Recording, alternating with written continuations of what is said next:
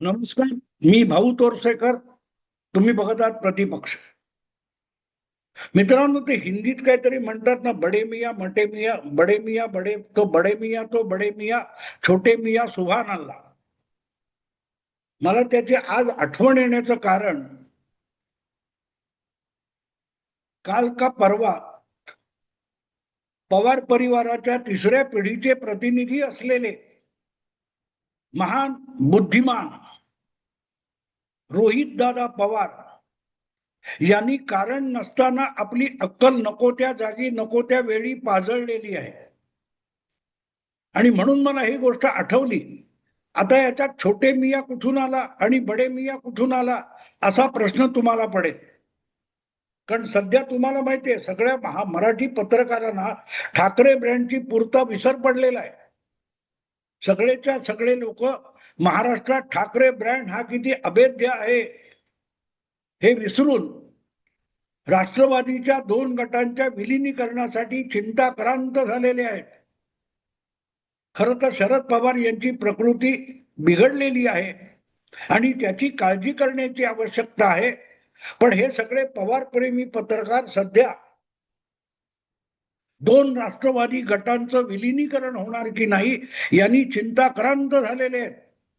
जणू काय ते नाही झालं तर यांच्या घरची संध्याकाळची चूल पेटणार नाही, इतकं मराठी पत्रकारांना दोन राष्ट्रवादीच्या विलिनीकरणाने चिंताक्रांत केलेलं आहे. आणि इकडे सगळे पत्रकार दोन राष्ट्रवादीच्या विलिनीकरणासाठी इतके बेबस झालेले असताना त्याच घराण्यातला हा तिसऱ्या पिढीचा सुपुत्र त्या विलिनीकरणाचा कसा बोजवार उडवतोय बघा. तुम्हाला आठवत असेल तर 28 जानेवारी 2026 ला भल्या सकाळी 9च्या सुमाराला बारामतीच्या त्या हवाई पट्टीवर जो भीषण अपघात झाला आणि त्यामध्ये महाराष्ट्राचे तत्कालीन उपमुख्यमंत्री अजितदादा पवार यांचं अतिशय दुःखद असं निधन झालं. त्यानंतर त्यामध्ये कपटकारस्थान, कॉन्स्पिरसी थिअरी शोधली जाऊ नये आणि त्यातून राजकारण खेळलं जाऊ नये म्हणून प्रकृती ठीक नसताना आणि दुःखद प्रसंग असताना सुद्धा शरद पवारांनी एक व्हिडिओ करून सोशल मीडियावर टाकला होता की हा अपघातच आहे, तो घातपात नाही, कृपा करून त्याचं राजकारण करू नका.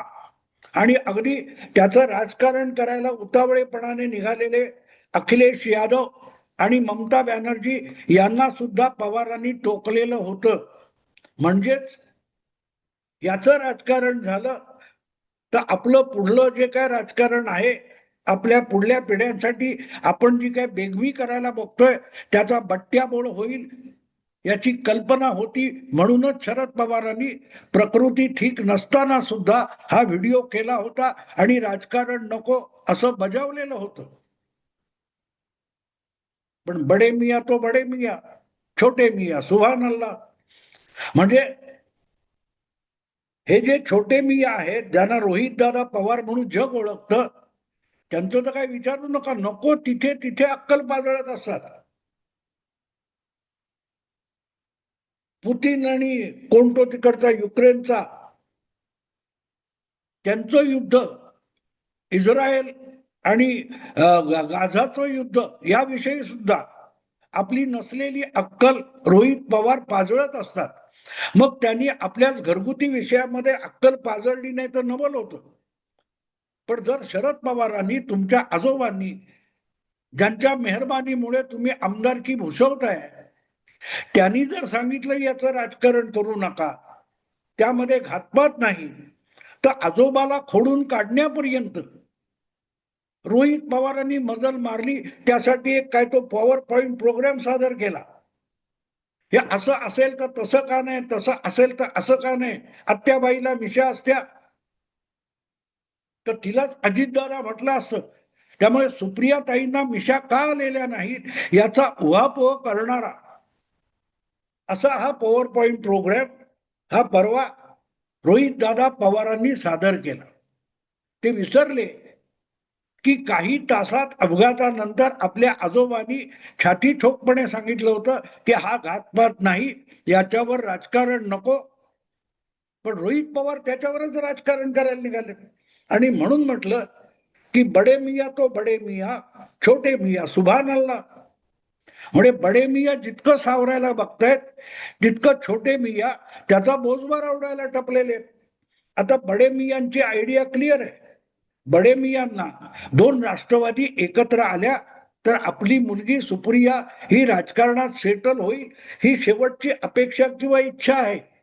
आणि त्यामुळे जो काय अपघात घडलाय, घातपात जे काय घडले, जे दुःखद निधन आपल्या पुतण्याचं झालेलं आहे, त्यामुळे आपण जो घाट घातलेला आहे की दोन राष्ट्रवादी एकत्र येऊन आपल्या मुलीची चांगल्या जागी वर्णी लागावी आणि आपल्याशी अजूनही एकनिष्ठ असलेले एक दोन नेते आहेत त्यांची सुद्धा कुठेतरी सोय लागावी, यासाठी बडे मिया म्हणजे शरद पवार प्रयत्नशील होते. पण छोटे मिया सुभान अल्लाह, त्यांनी ह्या एका पॉवर पॉइंट प्रोग्रामने त्याचा पुरता बोजवारा उडवून टाकला. बरं, तेवढ्यावर भागत नाही, तेवढ्यावर भागत नाही.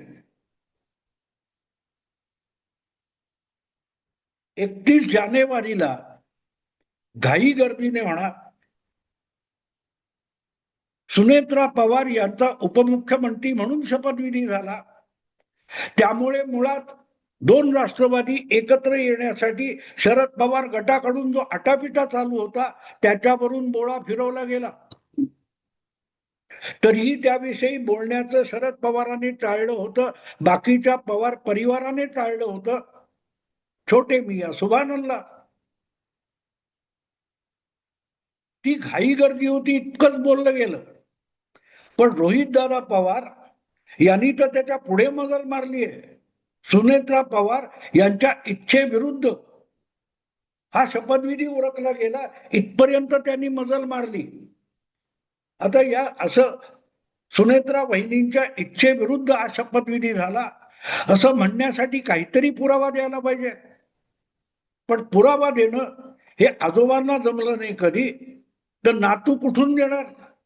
पण हवेत बडबड करायची, आजोबांकडूनच घेतलेला गुण आहे, डीएनए मधला असेल कदाचित. आणि त्यामुळे रोहितदादा पवार यांनी सुनेत्रा पवारांचा शपथविधी हा बळजबरीने किंवा इच्छेविरुद्ध उरकून घेण्यात आला हे जे काय सांगितलेलं आहे त्याचा पुरावा त्यांनी दिलेला नाही. पण हे ज्या वेळेला असं तुम्ही बोलता तेव्हा विलिनीकरण जे आजोबांना पाहिजे आहे त्याच्यावरूनही बोळा फिरवला जातो. कारण यामुळे त्या शपथविधीला हजर राहिलेल्या सुनेत्रा वहिनी असोत, त्यांचे सुपुत्र जय असोत किंवा अजितदादा पवारांचे जे निकटवर्तीय आहेत, ज्यांच्यावर आता विलिनीकरणाची पुढची प्रक्रिया करण्याची संपूर्ण जबाबदारी आहे, ते लोक विचलित होणार. आणि ते विचलित झाले तर शक्य तितकं ते विलिनीकरणाला विरोध करणार. म्हणजे आजोबांना दोन राष्ट्रवादी गटांचं विलिनीकरण हवं आहे, पण नातूच त्यावर बोळा फिरवतोय. कशी गंमत आहे बघा मित्रांनो. आता हे कुठल्या अधिकारात परिवाराच्या वतीने रोहितदादा बोलत होते तेही सांगता येत नाही. कारण आजोबा इस्पितळात दाखल झालेले आहेत उपचारासाठी. आत्याजीला मिशा फुटत नाहीत ही वेदना आहे रोहितदादांची. त्या सुप्रियाताई सुद्धा पित्याच्या सेवेसाठी इस्पितळाच्या इर्द गिर्द थांबलेले आहेत आणि रोहितदादा पॉवर पॉइंट प्रोग्राम करतायत. सगळंच इच्छेविरुद्ध असेल तर सुनेत्रा वहिनी त्याविषयी चकार शब्द का बोलत नाही. रोहितदादाचे जे दोन चुलत बंधू आहेत, जय अजित पवार आणि पार्थ अजित पवार, यापैकी कोणी आपल्या आईवर बळजबरी करून शपथविधी उरकण्यात आला याविषयी का बोलत नाहीत. सगळ्यात पहिली तक्रार त्यांच्याकडून आली पाहिजे, निदान त्यांच्या पक्षाकडून आली पाहिजे. अजितदादांच्या पक्षाकडून तक्रार नाही, अजितदादांच्या निकट परिवाराकडून तक्रार नाही, तक्रार कोणाकडून येते की ज्यांनी गेल्या विधानसभा आणि लोकसभा निवडणुकीमध्ये अजितदादांना बहिष्कृत ठेवलं होतं परिवारातून. सगळा परिवार 3-4 माणसं सोडली तर माझ्या विरुद्ध गेलेला आहे असं खुद्द अजितदादांनी त्या कालखंडात सांगितलेलं होतं. रोहित दादांच्या आत्या ज्यांना मिशा फुटत नाहीत हे दुखणं आहे रोहित दादाचं. कारण त्यांना आत्याला काका म्हणायचे आणि म्हणूनच आत्याला उपमुख्यमंत्री बनवायचे. पण तिला मिशा फुटत नाहीत आणि मिशा फुटत नाहीत म्हणून सुप्रियाताईंना अजितदादा म्हणता येत नाही. हे दुखणं आहे रोहित पवारांचं. मुद्दा इतकाच आहे की हे सगळी अक्कल पाजळायला रोहित दादाला सांगितलं कोणी, कशाला करायचं. आणि सगळी घाई गर्दी विलिनीकरणाची ही अजितदादांच्या गटामध्ये कोणालाही दिसत नाही. तो सगळा आटापिटा पहिल्या दिवसापासून अपघाताच्या क्षणापासून शरद पवार गटाच्या राष्ट्रवादी गोटातून हा विलिनीकरणाचा भवरा सुरू झाला. त्याला कुठलाही दुजोरा ना सुनेत्रा वहिनींकडून आलाय ना अजितदादांच्या वरिष्ठ पदाधिकाऱ्यांकडून आलाय. आणि जर खरोखरच तो विलिनीकरण शरद पवार गटाला पाहिजे असेल तर त्यामध्ये आज अजित गटाला दुखावून चालणार नाही. ते रोहित दादा नेमकं त्या गटाला दुखावत आहेत. ज्या वेळेला तुम्ही म्हणता की सुनेत्रा वहिनींच्या इच्छेविरुद्ध बळजबरीने त्यांच्याकडून उपमुख्यमंत्री पदाच्या शपथविधीचा कारभार उरकला गेला, याचा अर्थ थेट पक्षाचे कार्यकारी अध्यक्ष प्रफुल्ल पटेल आणि प्रदेश अध्यक्ष सुनील तटकरे यांच्याकडे रोहित दादांचा अंगुली निर्देश आहे. एक साधी गोष्ट आहे मित्रांनो, या सगळ्या प्रकरणामध्ये एक साधी गोष्ट अशी आहे की तुम्हाला जेव्हा एक गोष्ट समोरच्या व्यक्तीकडून करून घ्यायची असते तेव्हा त्याला चुचकारत असतात, त्याला डिवचत नसतात. हा सगळा पॉवर पॉइंट प्रोग्राम घेऊन रोहित पवार यांनी समोरच्या लोकांना डिवचलेलं आहे की तुम्ही जणू काय आरोपी आहात. याला सरकार शासन व्यवस्था दोषी आहे अशा प्रकारचा आरोप केला तर समोरची माणसं तुमच्याशी बसून हातमिळवणी करायला तयार होतील का? आणि नसेल तर मग अशी शंका येते की आपण एक बोलायचं आणि नातवाला जाऊन भलतंच बोलायला पुढे करायचं. असा काय डाव शरद पवार खेळतायत का? मला कल्पना नाही. कारण शरद पवार तर इस्पितळामध्ये दाखल आहेत. त्यांना बोलण्याचा आणि श्वास घेण्याचा त्रास होतोय. पण रोहित दादा पवार यांनी असली अक्कल पाजळण्याचं नेमकं कारण काय? राजकीय दृष्ट्या त्यातून काय साधलं जाणार? शरद पवार गोटातले सगळेच्या सगळे लोक एक गोष्ट सातत्याने सांगतायत की अजितदादांची अंतिम इच्छा ही विलिनीकरणाची होती. आणि रोहित दादा सांगतात की कुटुंबाचं सगळ्यात मोठं प्राधान्य हे अजितदादांच्या मृत्यूचं कारण, अपघाताचं कारण शोधणं हे प्राधान्य आहे. म्हणजे प्रत्येकाची प्राधान्य वेगळी आहे. आणि असे लोक जेव्हा आसपास असतील तेव्हा शरद पवारांना उर्वरित आयुष्यामध्ये सातत्याने तोंडघशी पाडल्याशिवाय ही माणसं राहणार नाहीत. 29 जानेवारी अजितदादांची ज्या विद्या प्रतिष्ठान ग्राउंडवर अंत्यविधी झाला, अंत्यसंस्कार झाले, त्यावेळेला ज्या प्रकारचा आगाऊपणा सुप्रियाताईंनी केला त्यांनी सगळी चक्र उलटी पालटी होत गेली. तो ट्रिगर पॉइंट होता. सुप्रियाताईंचा त्या सगळ्या प्रकारामध्ये जो उत्साह होता, एखाद्या लग्न घरामध्ये वरमाई सारखा जो उत्साह असतो तो सुप्रियाताईंना लपवता आला नव्हता. आणि त्यामुळे अजितदादांच्या गोट्यातले बहुतांश नेते चिंतित झाले आणि त्यामुळेच सुनेत्रा वहिनींच्या उपमुख्यमंत्रीपदी बसण्याच्या शपथविधीची घाई गर्दी झालेली आहे. अनिच्छेने असेल कदाचित की पतीचं निधन होऊन 4 दिवस लोटलेले नाहीत आणि एखाद्या महिलेला उपमुख्यमंत्री पदाची शपथ घ्यावी लागली याच्यात आनंद नसतो.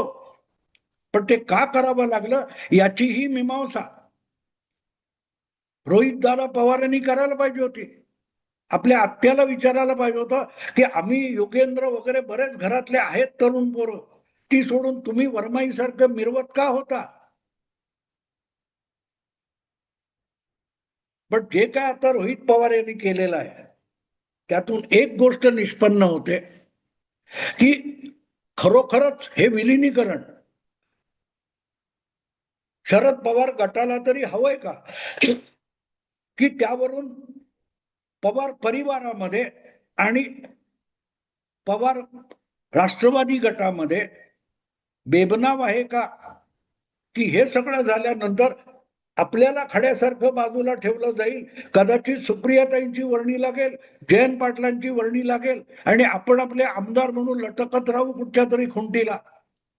म्हणून विचलित झालेले रोहित पवार हे आपण आमदार राहणार असू तर जयंत पाटील आणि सुप्रियाताई यांचं सुद्धा कल्याण होऊ नये म्हणून बोळा फिरवण्यासाठी हा पॉवर पॉइंट प्रोग्राम करत होते का, अशी एक शंका घ्यायला जागा आहे.